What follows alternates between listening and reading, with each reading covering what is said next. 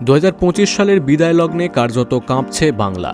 আলিপুর আবহাওয়া দপ্তরের পূর্বাভাস অনুযায়ী আজ বছরের শেষ দিনে হাওড়া ও পার্শ্ববর্তী জেলাগুলিতে জাঁকিয়ে শীত পড়েছে। ভোরের কুয়াশা কাটতেই রোদের দেখা মিললেও হিমেল হাওয়ার দাপটে পারদ স্বাভাবিকের চেয়ে নিচেই থাকছে। আজ হাওড়া জেলার আবহাওয়ার মেজাজ থাকবে বেশ শীতল। দিনের শুরুতে সর্বনিম্ন তাপমাত্রা রেকর্ড করা হয়েছে প্রায় 14 ডিগ্রি সেলসিয়াস।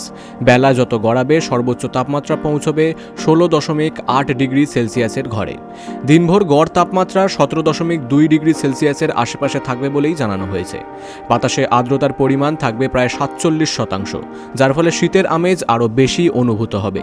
এছাড়াও দক্ষিণ ও দক্ষিণ পূর্ব দিক থেকে প্রায় 35.2 কিলোমিটার প্রতি ঘন্টা বেগে ঠান্ডা বাতাস বয়ে যাওয়ার সম্ভাবনা রয়েছে।